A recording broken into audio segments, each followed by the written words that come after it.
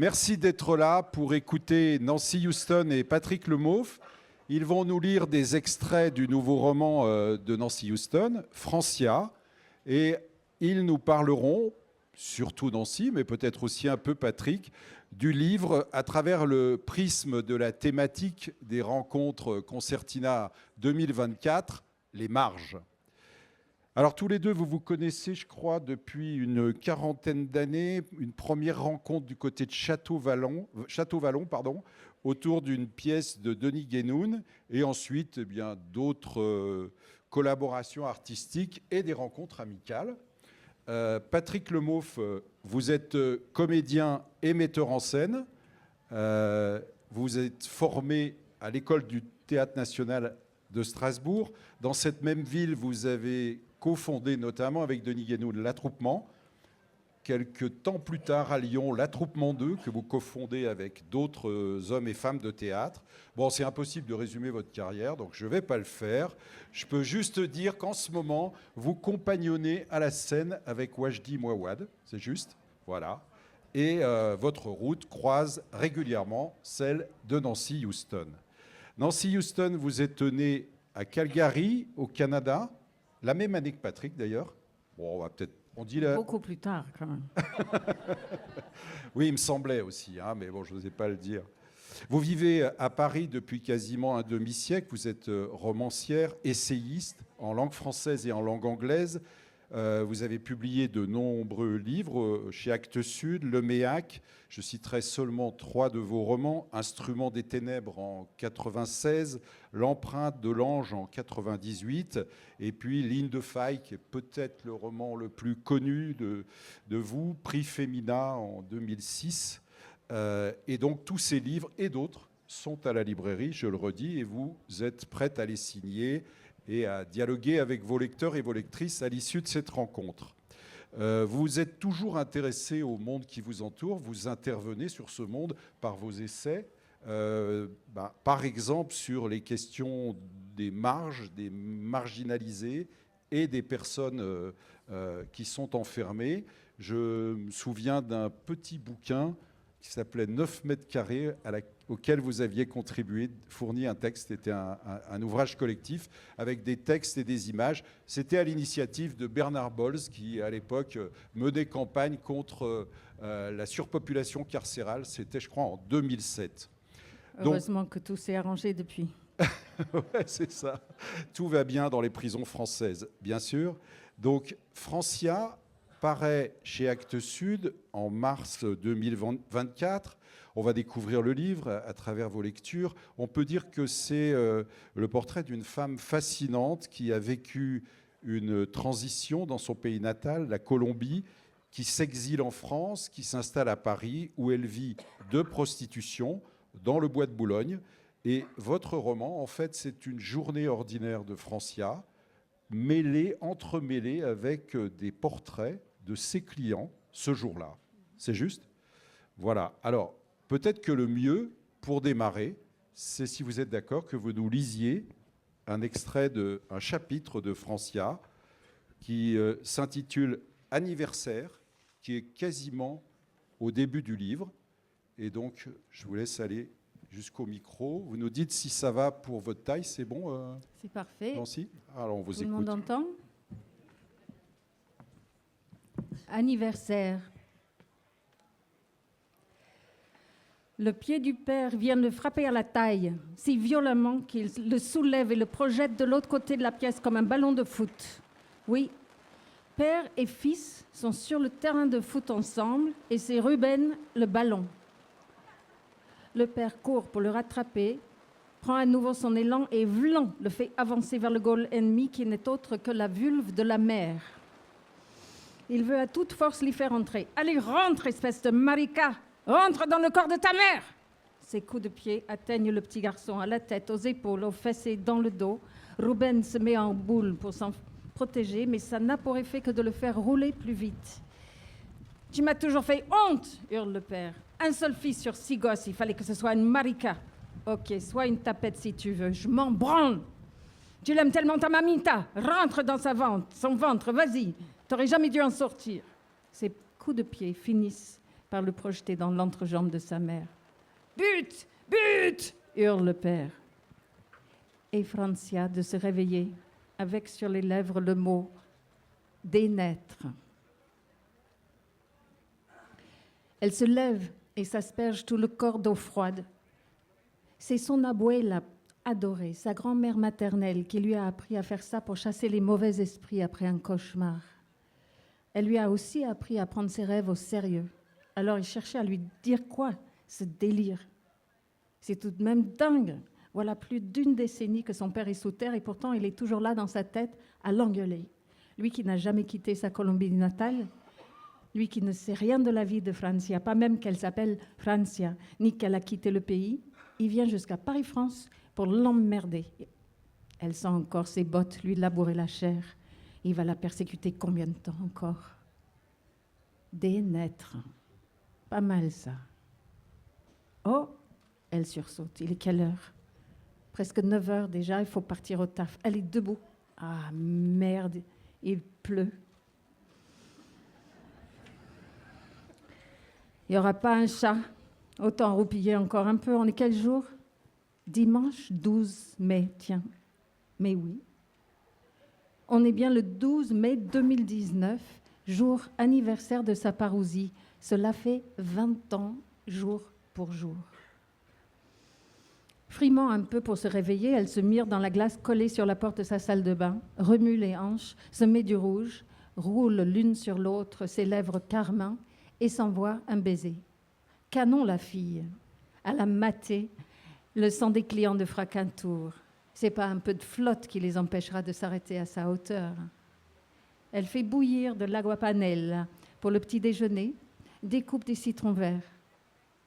Même chambre depuis plus de 10 ans. Ils augmentent le tarif tous les 2 ans. Pour payer la piole, Francia doit trouver une demi-douzaine de clients chaque jour que Dieu fait, plus 2 ou 3 pour manger. Ensuite, les autres, c'est pour les chéris au pays, la mamma, les hermanitas et la ribambelle de neveux et de nièces, à commencer par Hiomara, la fille de sa plus jeune sœur, Viviane, à qui elle paie des études de droit depuis l'an dernier. Oui, grâce aux baiseries de sa tante, Hio va bientôt pouvoir rejoindre un cabinet d'avocats à Bogota. Elle rassemble ses affaires. Parapluie, nouvelle godasse, thermos rempli d'agua panela encore presque bouillant, bombe lacrymo, trousse de premier secours, enceinte aux basses profondes, éléments de son kombucha. Il lui aura au moins appris ça, le papa a vérifié en quittant la maison qu'elle a tout ce qu'il faut pour la journée, tous les outils de son métier, et émerge dans la grisaille argentée de Montmartre. Le boulevard de Clichy est tout reluisant de pluie. Un vieux monsieur la salue, c'est le kiosquier d'avant, il a pris sa retraite mais pas quitté le quartier, doit avoir un loyer 48. Francia s'arrête quelques instants pour papoter, il lui dit qu'elle est toujours aussi belle, que son parapluie fait danser de jolis reflets rouges sur son visage, ça fait plaisir. Elle l'embrasse sur les 2 joues. Un café vite fait. Là, le bistrot, sa cantine. 9h30, un dimanche de pluie, c'est hyper tôt. Il n'y a que les habitués. Déjà installés aux zinc devant une gnôle ou un pastis, ils la saluent d'un signe et reprennent leurs commentaires désabusés des actualités et de la vie en général. Ils s'appuient les uns sur les autres. Certes, ils se font aussi des crasses parfois. Ce ne sont pas des anges. Même les anges ne sont sans doute pas les anges, mais rarement de crasses graves. Ce micro-quartier est comme un village ou une grande famille. Pas la sienne de famille. Ici, pas de tyran. Vamos. Elle passe devant la chapelle Sainte-Rita, juste en face du Moulin Rouge. D'un côté de la rue, les femmes montrent leurs cuisses, de l'autre, leur âme. Les 2 sont nécessaires. La chapelle ne paye pas de mine. Coincée entre un hôtel de passe et une boutique de sex toys, on dirait un immeuble banal, mais dès qu'on en franchit le seuil, on se sent bien. C'est doux et modeste, comme la petite sainte dont brille elle-même. Les vitraux donnent sur le boulevard de Clichy, mais leurs motifs parlent de pluie, de vent et de vagues et diffusent une pâle lumière bleutée. 2 marches conduisent à un hôtel de bois clair en forme de demi-cercle. Les yeux de Francia se posent d'abord sur une colombe en bois, puis sur le curé, un garçon muy simpático, trans lui aussi, ou travestie du moins, avec ses longues jupes.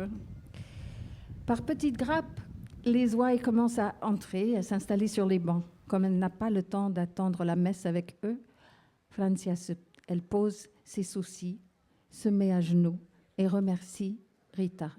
Une fois, une seule, elle a demandé son aide et la sainte a fait un miracle. Rita est la sainte patronne des causes désespérées.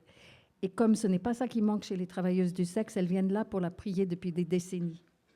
Elle en a entendu des vertes et des pas mûres, la belle Rita. Il faut dire qu'elle en a vécu aussi. Ses parents l'ont mariée de force à un tyran et elle a goûté à la barbarie virile plus souvent qu'à son tour. Du coup, elle comprend les problèmes des TDS et sait leur donner des forces pour reprendre le taf. La maman de Francia était comme ça aussi, toujours positive. Elle a tout fait pour protéger et rassurer ses gosses, mais le papa lui a rendu la tâche impossible. Juste avant de partir, sans l'avoir décidé à l'avance, Francia allume un cierge et en souvenir de son père. Il est venu la voir en rêve. Elle peut au moins faire ce geste-là. C'est la première fois. Repose en paix, connard, susure-t-elle avant de quitter la chapelle. Ah, cette flotte! S'arrêtant devant une échoppe, elle achète 3 empanadas pour son déjeuner. Merci, monsieur. Bonne journée. Et se dirige vers le métro Station Blanche. Ligne 2, ligne bleue. Moins de rames circulent le dimanche. Il y en a pour 7 minutes d'attente. Soigneusement organisés en escargot, les 20 arrondissements de Paris se déploient sur le plan de métro derrière son dos, les tout petits premiers au centre et les énormes derniers à la périphérie. Arrivant du sud-est, la Seine décrit en traversant la ville une grande courbe en forme de colline. En fait, la Seine ne traverse pas la ville, bien sûr, c'est la ville qui s'est progressivement élaborée autour de la rivière. À l'ouest de la capitale, une boucle du fleuve prend la forme d'une grosse poche et, glissait tel un portefeuille à l'intérieur de cette poche, on voit un rectangle vert qui n'est autre que le bois de Boulogne. Jadis forêt de chasse royale, imaginée ex nihilo et plaquée schlac le long du 16e arrondissement, haut lieu à présent de tous les plaisirs et loisirs parisiens, tennis, équitation, art, artisanat, manège, parc, pavillon, restaurant, bateau, signes, fantaisie et fantasmes en tout genre. Oui, vraiment tous. C'est le lieu de travail de Francia qui, pour ses clients, s'appelle Magda. Si elle préfère bosser de jour, c'est que de jour, les arbres sont verts au lieu de noirs et que c'est une accro de la verdure. Pour les femmes qui viennent de lointaines terres équatoriales, à la géographie accidentée, la forêt ravive les racines. Elles y sont plus à l'aise que sur le macadam du centre-ville. Et ce qu'annoncent tranquillement leurs habits et accoutrements, tous ces juste au corps aux taches de léopard, ceinture en écaille, veste en faux boa, plumes et maquillage extravagant, manteau de fourrure et bijoux toques, c'est que dans ce bois parisien du XXIe siècle, comme dans la forêt primitive, l'humanité renoue avec ses origines animales, végétales et minérales. La rame arrive. Francia monte en écoutant Ana Gabriel, Es demasiado tarde. Le trajet direct de Blanche à Port-Dauphine prend une 20aine de minutes à tout casser. En fermant les yeux pour écouter la musique, elle se demande soudain si son père allait aux putes et se dit que c'est plus que probable. Ouais. Encore aujourd'hui, à Girardot, il y a très certainement des filles, des garçons aussi peut-être, qui sait, qui se sont tapés le papa. Mais apparemment, il n'est jamais tombé sur celle miraculeuse capable de l'initier au plaisir de faire plaisir. En émergeant du métro, elle se dirige vers l'allée de la Reine Marguerite, QG des Latinas. Le bois est une véritable map monde. Chaque continent ou sous-continent a son turf, son spot, son quartier désigné. Ici bossent les filles des pays de l'Est, là les Coréennes, ici les Africaines, là-bas encore les Chinoises. Il arrive que les différentes nationalités se fritent et se chahutent, mais quand il le faut, elles sont solidaires. Comme au mois d'août dernier, quand la péruvienne Vanessa Campos a crié « Todas !» et que toutes se sont précipitées pour lui venir en aide.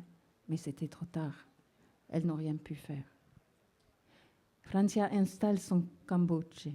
Un épais pan de plastique pour le sol, 3 pour les murs. Comme ça, Elle peut s'allonger, se coller à l'arbre ou rester debout selon les besoins du moment. Près du matelas gonflable, elle pose une carte plastifiée avec l'image du Sagrado Corazón de Jesús. Pour se remonter le moral et se réparer l'agnac, toutes les TDS viennent au travail avec des breloques pour elles vitales. Crucifix ou peluches, licornes roses, colliers en plastique, statuettes en bois peint. Toutes consacrent du temps à allumer des bougies ou à faire des offrandes sur divers autels, s'adressant à des divinités proches ou lointaines après une première pensée pour le bonheur de leur famille. Toutes prient pour avoir des clients nombreux et gentils, gagner beaucoup de sous et ne pas mourir aujourd'hui. Bon nombre de latinas travaillent en camion. Accroché au rétroviseur extérieur, un foulard rouge ou orange signale au client la particularité du véhicule dont il s'agit. Par rapport à l'attente ou au rien, le camion comporte d'évidents avantages. La travailleuse est au chaud et au sec. Elle peut verrouiller les portières si la tête du client ne lui revient pas. Francia, elle, reste fidèle à son cambuche. D'abord, si elle devait dépenser 50 € par jour pour louer un véhicule en plus du prix de sa chambre, il ne lui resterait pas grand-chose pour la famille. Mais il n'y a pas que ça. Il y a aussi que, en camion, le contact de la forêt lui manquerait. Elle ne sentirait plus l'odeur du terrain, ne verrait plus la couleur changeante des saisons, n'entendrait plus la respiration des plantes.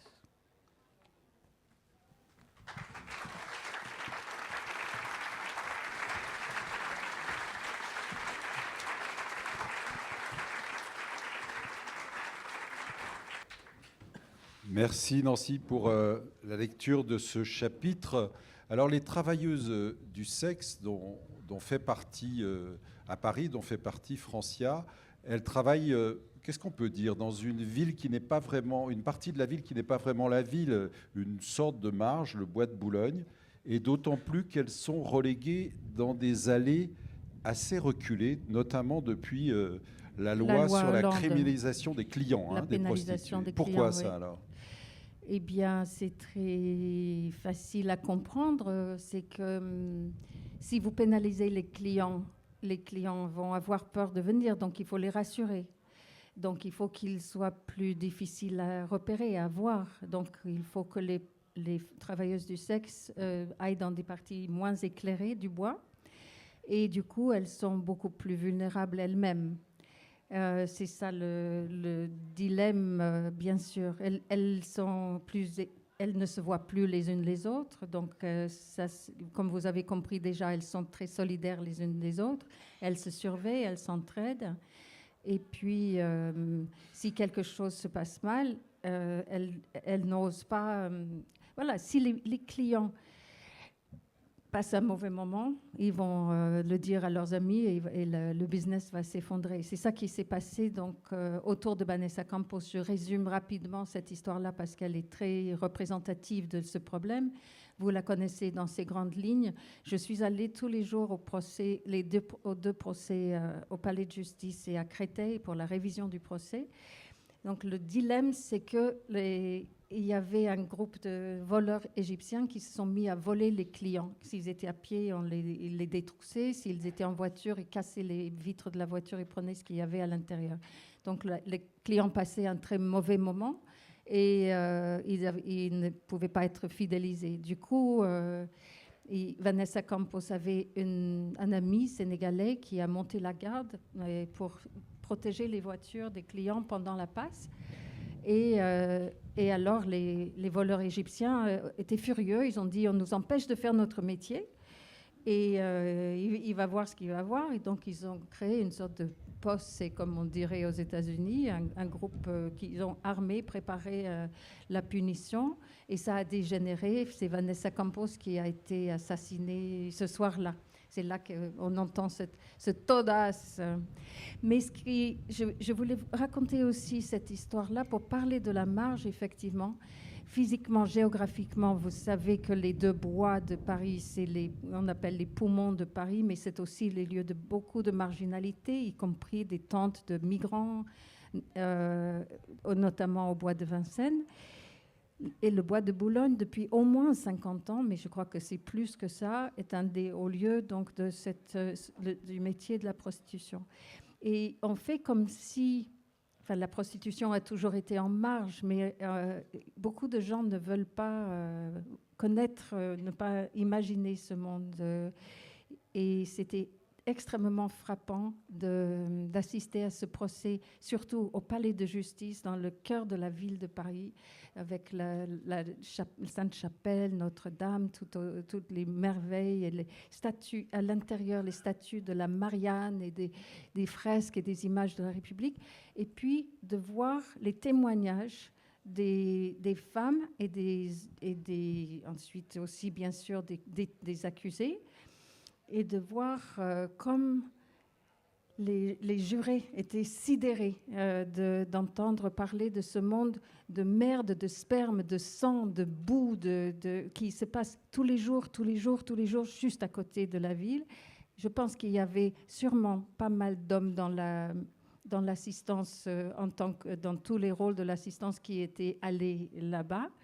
Mais en tout cas, il y avait, je crois, beaucoup de femmes qui étaient complètement hallucinées d'imaginer que ça se passe comme ça tous les jours. Or, c'est le cas. Et j'ajoute juste le détail qui tue, c'est que, si j'ose dire, c'est pas une mauvaise blague, l'arme du crime appartenait à un flic qui l'avait laissé, c'était son arme de service qu'il avait laissée dans sa voiture alors qu'il se transformait en client lui-même la semaine d'avant. Donc, les voleurs égyptiens avaient réussi à subtiliser cette arme-là et c'est ça qui a servi à tuer Vanessa Campos. Incroyable. Et cette dangerosité vis-à-vis de ces voleurs, l'autre facteur de risque, j'allais dire, c'est les clients eux-mêmes, parfois. Oui, il y a bien sûr. Et donc, c'est en fait... il faudrait vraiment que la société mène une réflexion sur la prostitution et sur les besoins sexuels des hommes, parce que le fait est que dans le monde entier, quasiment 100% des clients, des femmes, des travailleuses du sexe, que ce soit hommes ou femmes, travailleurs du sexe, il y en a beaucoup, clientes, il y en a très très peu. C'est négligeable, c'est encore un pourcentage plus petit que les femmes détenues.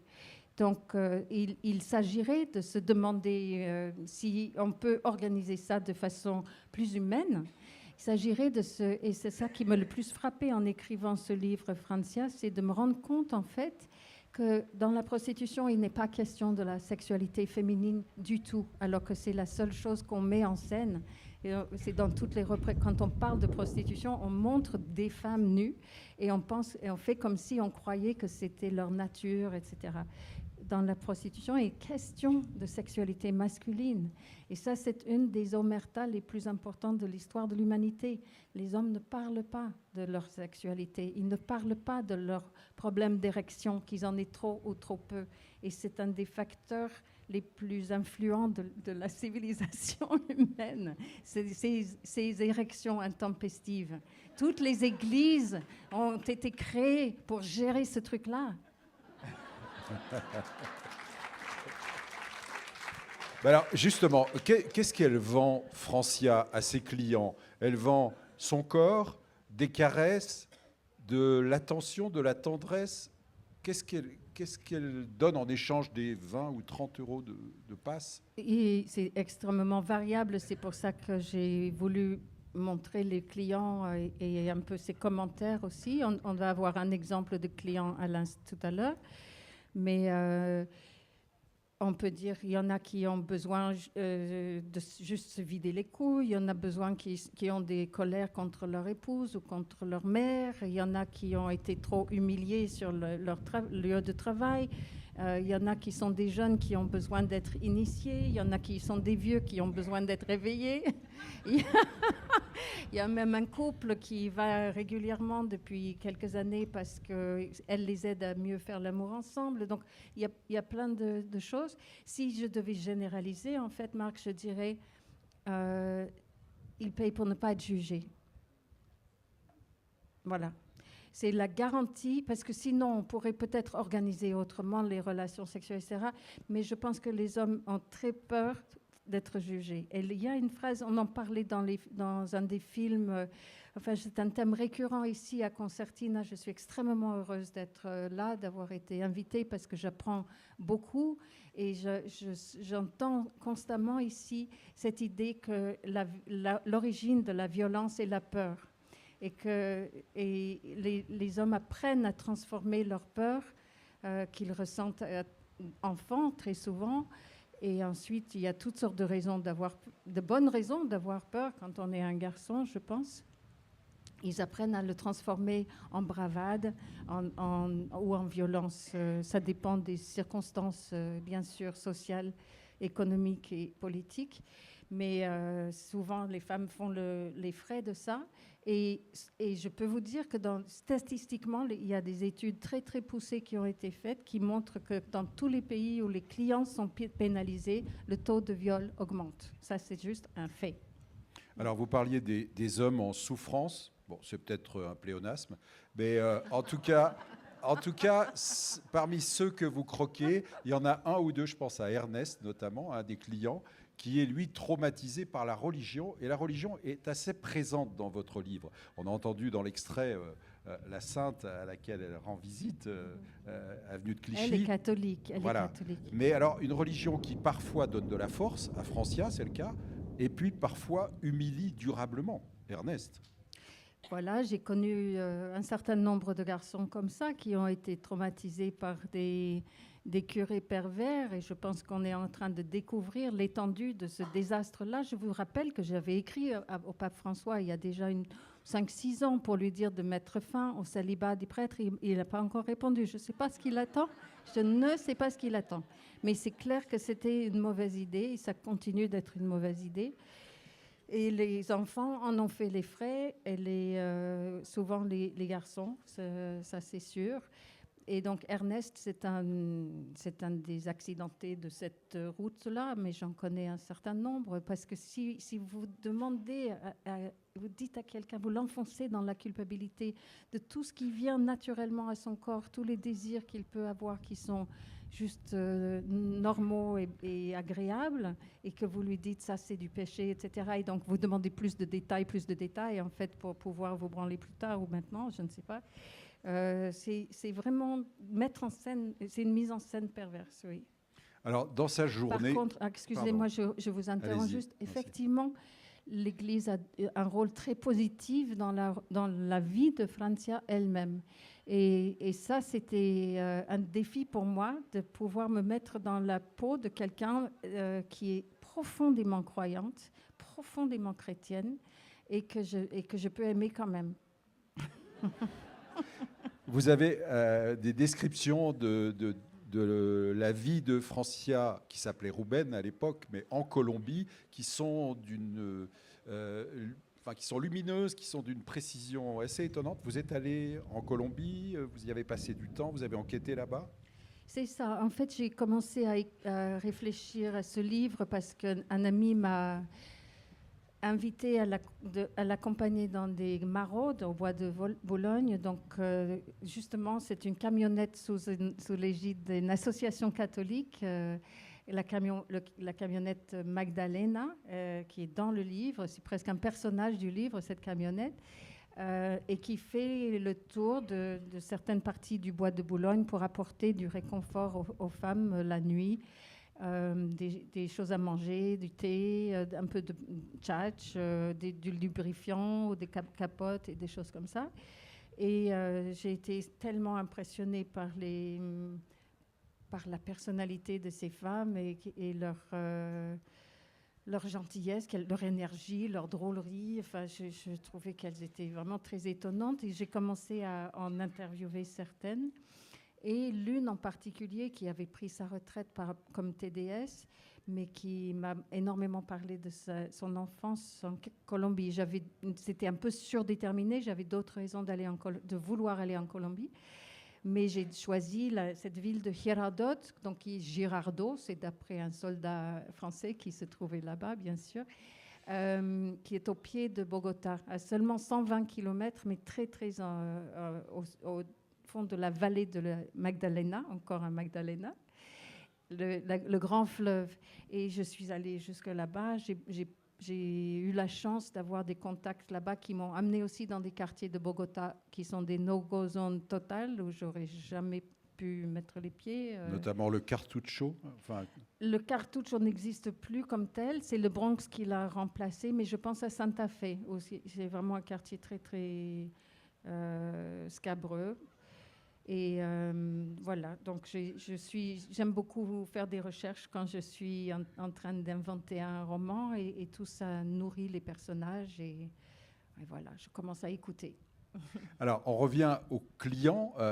Patrick va nous en faire vivre un. Mais juste avant, Patrick, elle en reçoit dans sa journée. Elle a un contact avec 17 hommes, je crois, et elle en accepte 14. Pourquoi cette différence? Comment elle fait? Donc les refus sont pour des raisons différentes aussi. Il y en a un qu'elle trouve vraiment juste trop pervers. Elle le voit de loin. C'est d'ailleurs quelqu'un qui a envie d'être élu à l'Académie française. Et je suis d'accord avec elle, c'est pas possible. Elle a déjà connu des types comme ça, c'est pas possible. Et donc, et il y en a un qui est un Colombien, et donc c'est un compatriote, et elle voit très, très vite aussi que c'est un type de sicario, un dealer, et du type que son père vomissait, elle ne peut pas le supporter. Donc c'est vraiment physique. Il faut préciser qu'elle est très grande et très sombre de peau, Francia. C'était un croisement. Son papa était afro-colombien et sa maman était indigène. Et donc, elle a aussi, elle est très grande, très voluptueuse et elle boite. Donc, oui, c'est un détail important. Petit accident de naissance. Le troisième qu'elle refuse, c'est parce qu'il est tellement magnifique et tellement dans le besoin. C'est un Africain, un Béninois un peu âgé, et elle voit qu'il a besoin de beaucoup de temps. Elle n'a plus beaucoup de temps, donc elle passe à une amie qui pourra lui consacrer le temps nécessaire. Patrick, on vous laisse faire vivre le premier client de Francia dans sa journée. Le titre du chapitre, Normal. Une fois, deux fois, trois fois, Martin M. fait le tour de la place de la Porte-Maillot au volant de sa Clio. Il devrait foncer dans l'avenue Charles de Gaulle, passer sous Saint-Germain-en-Laye par le tunnel de l'A14, rejoindre l'A13 et poursuivre sa route jusqu'au Mureau où ses parents l'attendent pour le déjeuner.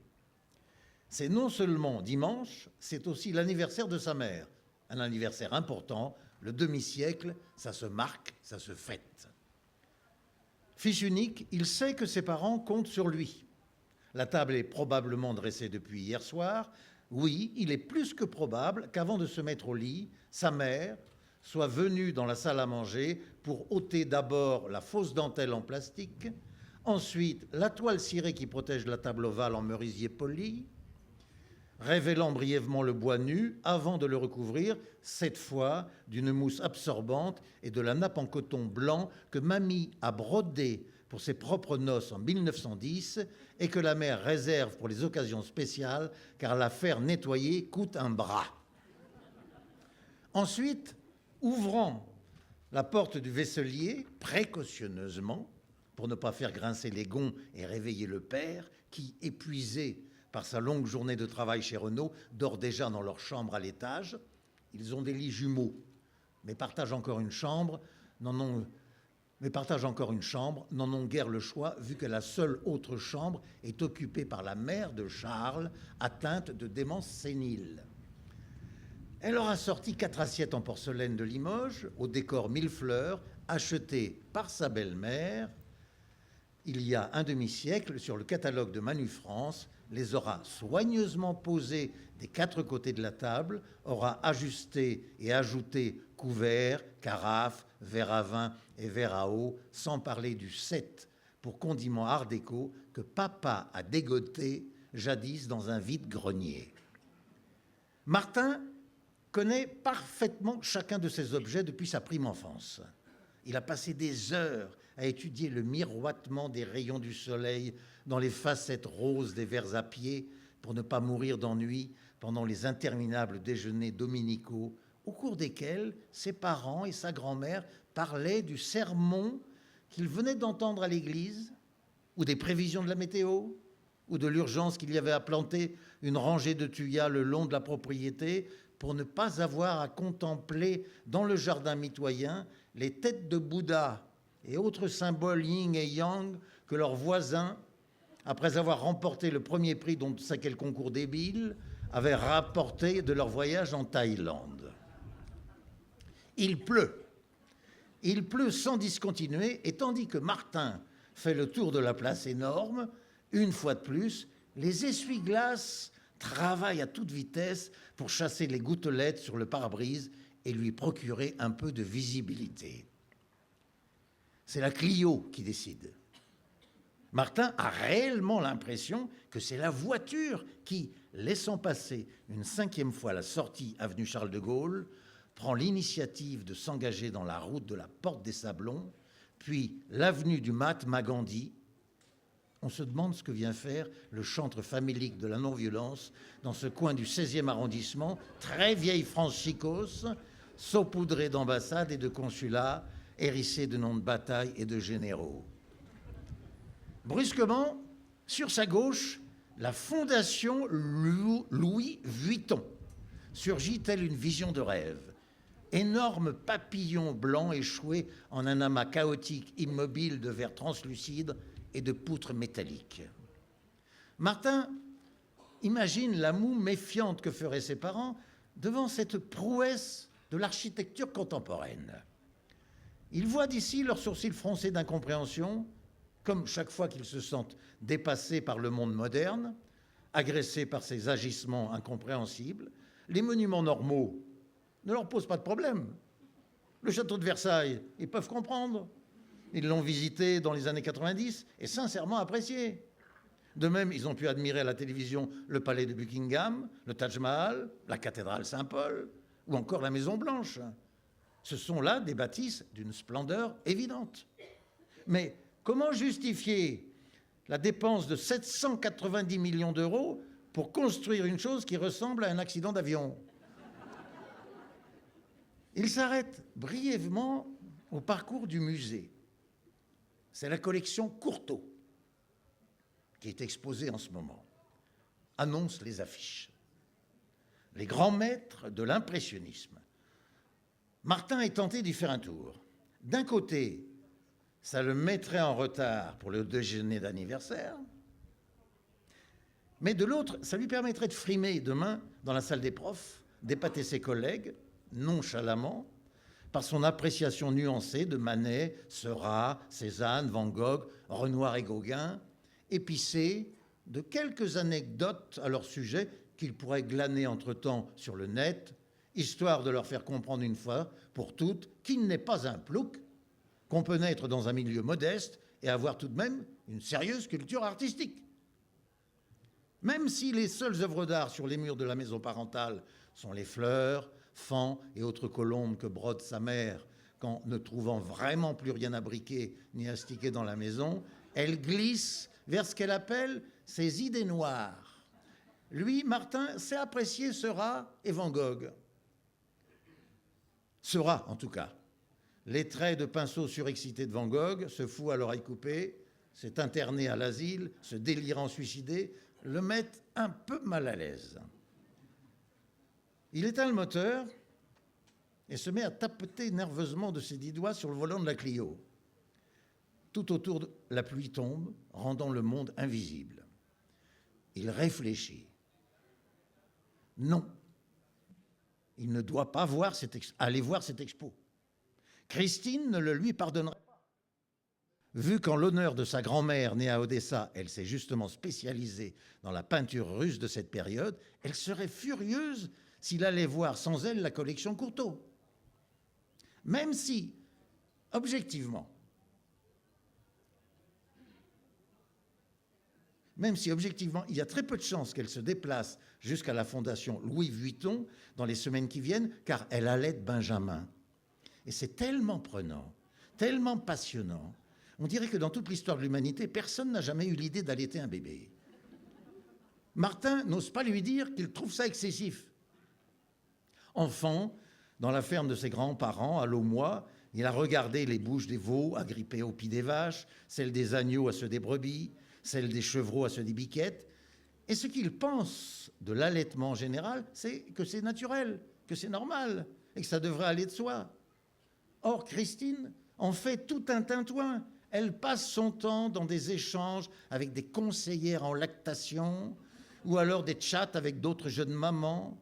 Elle partage leurs joies et les angoisses en la matière, discute de la meilleure marque de soutien-gorge ouvrable, de compresses qu'il faut y glisser pour absorber le lait qui goûte entre deux tétés, de la pommade pour traiter les crevasses des mamelons, des différentes écoles de pensée au sujet de l'espacement des repas.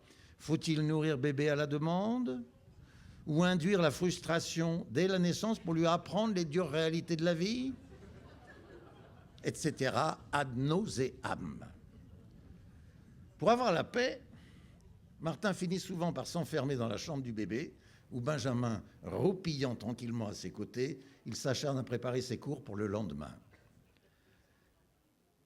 Il est fier d'être arrivé où il en est. On a beau être l'élève le plus brillant de tout le village, recevoir des 20 sur 20 à tour de bras, voir sa bourse renouvelée d'année en année et déceler une larme de fierté dans l'œil du père, comme quoi, troquant les meuglements de vaches contre le tintamarre de la chaîne, il a bien fait d'éloigner la famille de la ferme pour la rapprocher de la capitale. On est quand même ostracisé. Les filles le sentent, que vous êtes hésitant et insolvable. C'est un tropisme chez elles. Une fille, ça se tourne vers la confiance et le fric, comme un tournesol, vers le soleil ou un nouveau-né vers le sein maternel. Martin a appris à ses dépens que pour s'imposer quand on n'est pas du sérail, pas né coiffé, pas a priori destiné au parcours du combattant, Louis le Grand, Redulme, agrègue, prof de lycée, chargé de cours à la fac, maître de conf, et enfin, après la thèse et le recours à diverses acrobaties et manœuvres plus ou moins avouables, prof plein pot jusqu'à la retraite. Il faut être 10 fois plus fort que les autres. Il faut non seulement assurer, mais briller, cogner et crabouiller. Là, les filles accourent. Il rallume le contact. Alors qu'il a renoncé à l'idée de voir la collection Courtauld, le fait d'y avoir pensé a créé comme un appel d'air. Comme si, une fois envisagé, ce retard devenait désirable, pour ne pas dire indispensable, et que du coup, il lui fallait trouver autre chose pour décaler son départ en Normandie. Oui, il a carrément envie maintenant de voir sa mère ouvrir la porte qui donne sur le petit perron, qui descend jusqu'au chemin en dalle carrée, qui longe la rangée de tuyas jusqu'à la rue où il vient de garer la Clio, regarder ostensiblement la montre qui enserre son poignet osseux et lui lancer sur un ton irrité « On avait dit midi ? Tiens, mal compris ? Ça fait 20 minutes qu'on t'attend. Sympa le jour de mon anniversaire. » Envie, oui, de retarder le moment où il retirera du coffre le panier qui contient son cadeau, emballé dans du papier brillant à rayures noires et rouges. Une grande boîte rectangulaire porteuse d'un assortiment de crèmes, savons et gel d'une marque aux relents provençaux, olivier, champ de lavande, pain parasol. Cadeau suggéré par Christine, dont les aïeuls russes, suite à de sérieuses menaces de mort subies en raison de leur origine juive, ont débarqué à Nice à la fin du XIXe siècle et longtemps habité la Côte d'Azur. Mettant la marche arrière, il quitte sa place au parking, passe la première, puis la seconde, et s'enfonce un peu plus loin dans le bois. Après avoir dépassé la mare Saint-James sur sa droite et le tir au pigeon sur sa gauche, il tourne à gauche. Il en a souvent entendu parler, mais il ne les avait jamais vus. Plus incongru encore que Gandhi, le pacifiste collé à l'avenue de la Grande Armée, des putes travelots dans l'allée de la Reine Marguerite. Car Margot, d'après tout ce que l'on sait, était très peu portée sur la chose. Répudiée en 1599 par le roi protestant Henri IV pour avoir échoué à lui fabriquer un héritier en 27 ans de vie conjugale, elle s'est mise à organiser des salons littéraires et à chanter les louanges de l'amour platonique. Martin connaît cette histoire par cœur, parce que sa thèse de doctorat a justement porté sur la nuit de la Saint-Barthélemy. Le psy qu'il fréquentait à cette époque avait suggéré que rejeton d'un catholique et d'une protestante, il avait voulu, en choisissant ce thème, mettre fin à la guerre des religions que se livraient ses parents dans sa tête. Là, pour le coup, il les voit. Pas le flash de flèches se découpant sur l'ombrage des taillis. Elles éclosent à intervalles réguliers, telles des fleurs blanches dans la lumière basse et grise de cette matinée de merde. L'allitération lui plaît. Seul dans la voiture, il la répète, d'abord dans sa tête, puis tout haut. Cette matinée de merde. Enchanté à l'idée de choquer sa mère et son épouse, il le dit plus fort. Matinée de merde. Puis ajoute mère de Dieu. Lâché aussi innocemment qu'un paix, le blasphème le ravit au plus haut point. En fait, ce n'est pas une blague. En fait, elles sont là pour de vrai. Ponctuant les lisières ombrageuses de la route, le clignotement clair de leur corps quasi nus sous la pluie glaciale lui semble un appel muet. Et sa chair à lui de réagir. Il a l'impression de rêver. C'est pas possible. Qu'espère-t-elle ? Plusieurs sont vêtus de blanc, sans doute parce qu'elles ont passé la nuit dehors et que le blanc ressort sur les ténèbres. Il voit des shorts très courts, des bottes aux semelles compensées, d'énormes poitrines à peu près nues, des fesses nues barrées de résille aux mailles larges, des perruques blondes ou noires, des cheveux longs. Franchement, un dimanche pluvieux à 11h du matin, l'heure de la messe, en prenant la mauvaise sortie à la place de la Porte-Maillot, il ne s'était pas attendu à ça, à sentir ses mains se serrer sur le volant et son sexe se mettre à remuer tout seul, à se ranimer dans son repère, tel un ours à la fin de l'hiver. Pour la première fois depuis quand ? Tout au long de sa grossesse, Christine avait repoussé ses avances. Celle-ci était devenue d'abord inutile. Ça sert à quoi en fait ? C'est bon, je suis déjà enceinte. Ensuite, malvenue. Faut pas réveiller bébé. Il ne réfléchit pas. Il a passé sa vie à chercher, à bien faire, à obéir, à suivre les règles, à être bon, calme, parfait, à combler, voire à dépasser toutes les attentes, à rendre tout le monde fier de lui, son père surtout, non, sa mère. Surtout, sans parler de Christine, qui s'enorgueillit de vivre avec un prof de fac. Mais oui, à seulement 28 ans, c'est impressionnant, n'est-ce pas ? Si jeune, si responsable, sage comme une image, avec ses petites lunettes, ses bulletins scolaires rangés dans l'ordre depuis la primaire jusqu'à la Grègue, ses cahiers, ses livres à noter, son mariage à la mairie du 15e, dans le quartier de Lourmel où Christine a grandi, ses parents, à lui, mal à l'aise d'acquérir pour Bru cette fille d'immigrés russes, juive de surcroît, et soulagée qu'elle ait au moins changé de patronyme en l'épousant, effaçant toute trace de cette race douteuse. Et là, réellement, ce n'est pas la tête de Martin, mais ses pieds seuls qui prennent la décision. Pied gauche sur l'embrayage, pied droit sur le frein, doucement, passage en seconde, frein, embrayage, contact coupé, cœur qui cogne.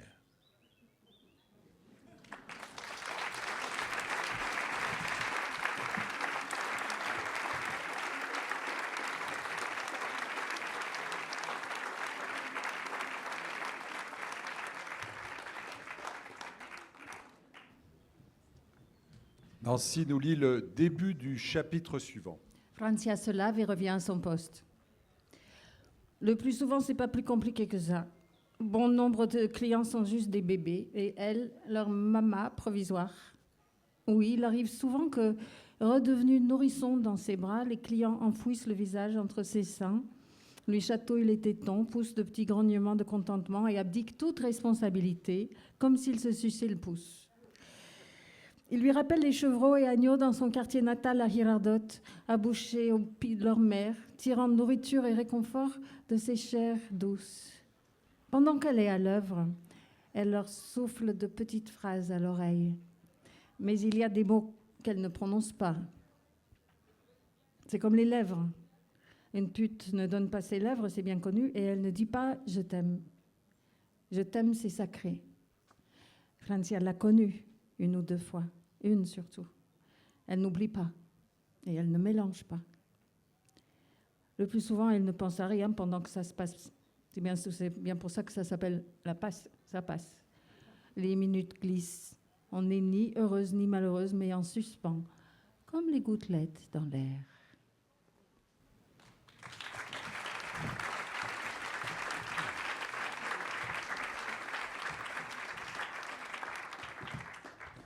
On a à chaque client un portrait, comme celui de Martin, que nous a fait partager Patrick. Ensuite, on a la vie de Francia, dans beaucoup de ses détails, son histoire, etc. Mais de la passe, on a très peu de choses. Hein. Vous suggérez. C'est pas la peine. Pourquoi cette construction? Alors, pourquoi pas plus de détails sur la passe, mais aussi pourquoi ces portraits d'hommes, Martin, le trait normal, et puis ensuite, il y en a toute une série qui défile, qui sont différents. Vous nous avez dit, j'ai enquêté dans le bois de Boulogne, je suis allé enquêter en Colombie.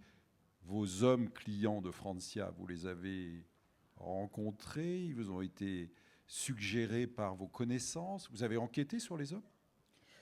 Écoutez, j'ai posé la question à beaucoup de monde, à beaucoup de travailleuses du sexe et les gens qui travaillent autour et avec elles, et tout le monde m'a donné exactement la même réponse, et je pense que c'est juste vrai.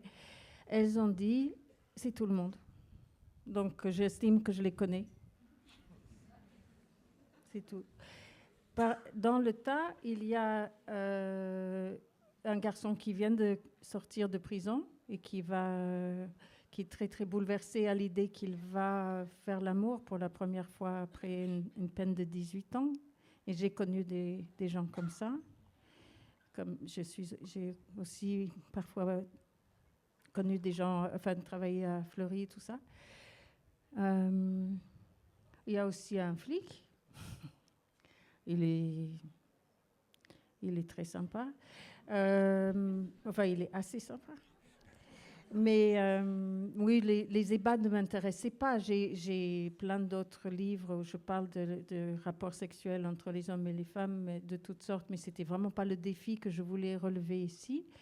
Je voulais explorer tout le monde. Et donc, c'est une sorte d'échantillon très vraisemblable d'une journée comme ça. Il y a des touristes américains, il y a un touriste chinois, il y a, comme je vous ai dit tout à l'heure.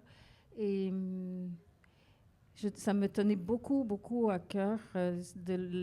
Ensuite, je n'étais pas sûre qu'il fallait que ce soit en alternance comme ça.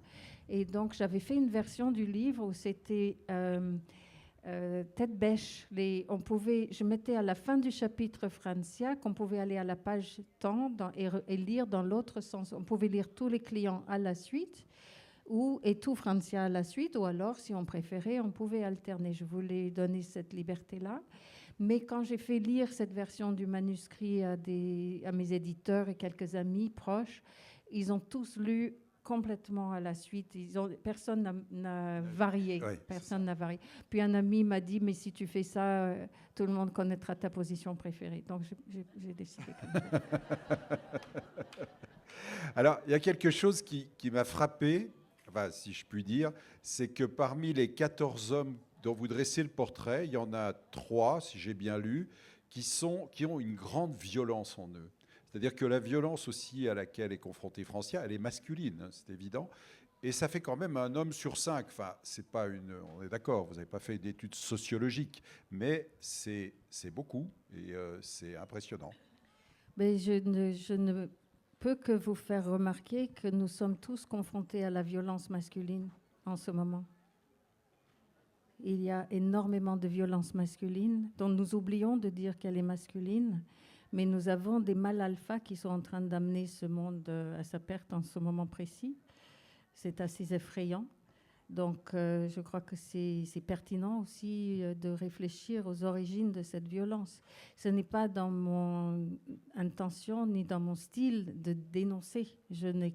Et je pense que vous êtes d'accord que je ne les caricature pas.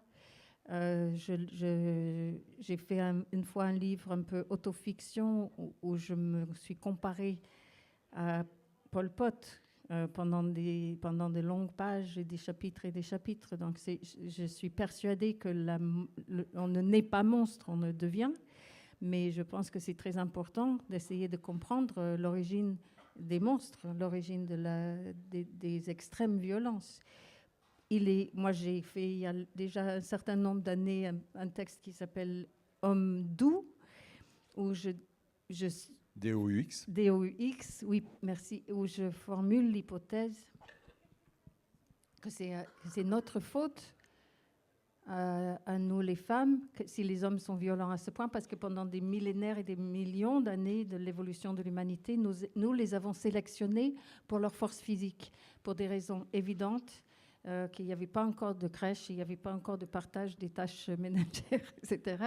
Et qu'on avait besoin qu'ils protègent notre progéniture, et qu'il y avait donc tellement de risques de prédateurs, d'animaux sauvages et d'autres tribus qui allaient envahir. Et donc, les hommes devaient être physiquement forts pour nous protéger. Et donc, une sélection sexuelle, ça veut dire que chaque génération va être de plus en plus violente. Et donc, c'est contre-productif, finalement, parce que nous aboutissons à une humanité où le mâle a été sélectionné pour la violence pendant si longtemps qu'il est excessivement violent maintenant. C'est en train de nous amener à la fin du monde. Et donc, je proposais aux femmes de ne faire l'amour et des enfants, s'il vous plaît, qu'avec des hommes doux.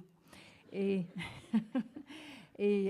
comme ça, d'ici 500 ou 150 000 ans, peut-être ça va... Allez, un tout petit peu.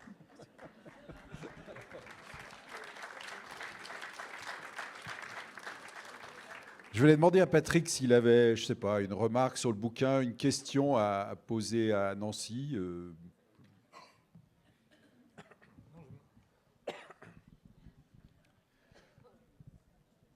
Nancy a publié et a écrit sur Griselidis Real et faisait une remarque. Griselidis Real, qui est donc, pour ceux qui ne le savent pas, une prostituée, poétesse, qui vivait à Genève, qui est décédée maintenant et qui a été dans tous les mouvements comme ça de revendication de ce métier. Et elle disait une chose, elle disait, ce serait bien, personne dans... Tout le monde aimerait un monde sans dentiste. Mais il y a des caries. Donc, il faut bien se soigner. Bon. Et d'une certaine manière, ça rejoint ce que disent tellement de gens depuis tellement longtemps. Quand on dit quelque chose qu'on ne peut empêcher, il faut le permettre.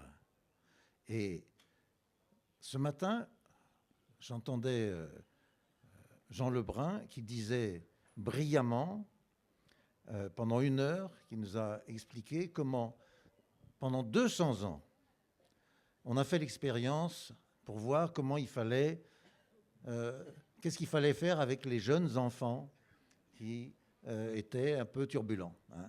Et l'expérience a prouvé, et il y a eu 200 ans d'expérimentation, et on arrive au bout de 200 ans à ce que maintenant d'autres personnes, ces fameux mâles dont tu parles, disent non, maintenant ce qui serait bien, ce serait d'enfermer les jeunes enfants, mais de manière un peu sévère comme ça, sans se douter qu'il y a eu 200 ans d'expérience. Et donc c'est la difficulté de comment se transmet le savoir. C'est-à-dire que ce soit les philosophes du XVIIe disant attention, il faut ce qu'on ne peut empêcher, et apparemment on ne peut pas empêcher les hommes d'aller aux prostituées, il faut le permettre et l'encadrer. On ne peut pas empêcher les gens de boire. Bon, il faut l'encadrer. N'empêche qu'il y a eu la prohibition. Donc, qu'est-ce qui fait qu'une chose qui est connue, dont on mesure l'efficacité, qui a été expérimentée, cette expérimentation ne sert à rien. Et donc, Spinoza et Griselidis Real disent la même chose. Merci. Une réaction Oui, j'ai envie juste d'ajouter, mais aussi de reprendre votre question sur la violence. Les prostituées souffrent. Pourquoi elles souffrent? Elles souffrent parce qu'il y a des vexations. Elles souffrent beaucoup plus des vexations et du mépris du public que des clients. Et si jamais on pouvait comprendre qu'elles remplissent une fonction essentielle, et qu'au fond, l'opprobre attaché à leur activité est l'opprobre attaché à la sexualité féminine, simplement parce qu'il y a cette opposition entre la putain et la maman, comme si les mamans n'avaient pas de sensualité et comme si les putes n'avaient pas d'enfants, ce qui est ridicule. La plupart travaillent comme ça pour entretenir leurs enfants. Mais c'est la haine de la sensualité féminine qui est manifestée dans la haine de la prostituée. Donc, si nous pouvions nous calmer et reconnaître que finalement, beaucoup d'entre nous avons fait l'amour sans en avoir plus envie que ça, en sentant qu'il y avait un besoin en face et que il fallait. Et voilà, les femmes travailleuses du sexe, elles disent, mais sans même vous faire payer. C'est bête, c'est dommage. Non, mais quand on entend ça un certain nombre de fois, on se dit, ah mais c'est pas faux. Donc, je pense que véritablement, cette activité de la prostitution, ce n'est pas le métier le plus vieux du monde. C'est un métier qui est arrivé avec la propriété privée, avec le besoin pour les hommes de savoir à qui ils allaient léguer leur propriété, et donc le besoin de savoir qui était l'enfant de qui. Chez les chasseurs-collecteurs, il n'y a pas de chasseurs-cueilleurs, il n'y a pas de prostitution. N'est-ce pas, avant la révolution libéral. Non. Lithique. Ah. Je suis pas aléolithique. Je suis pas néolithique. Je suis trop obsédé par l'actualité là. Désolé.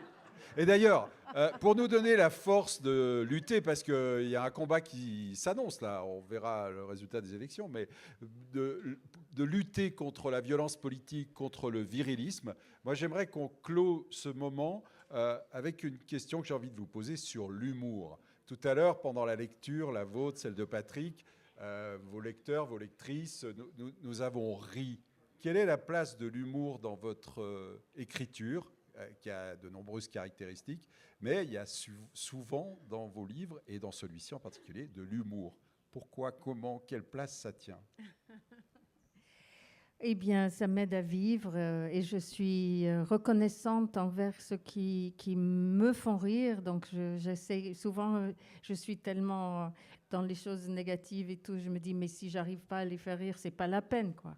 Il y a des rires positifs et des rires que j'aime moins. J'aime pas le persiflage, j'aime pas le rire qui se moque des gens et qui s'amuse de se moquer. J'aime beaucoup le rire de Charlot, de Charlie Chaplin, parce que c'est quelqu'un, il se moquait de lui-même. Ça, c'est une chose que je valorise beaucoup, c'est l'auto-ironie. Je dirais que je suis presque incapable d'être amie de quelqu'un qui ne pourrait pas être dans l'auto-ironie. Ça, c'est un grand chef en la matière. Donc, merci pour vos rires, merci pour votre écoute, et puis votez bien, surtout. Merci.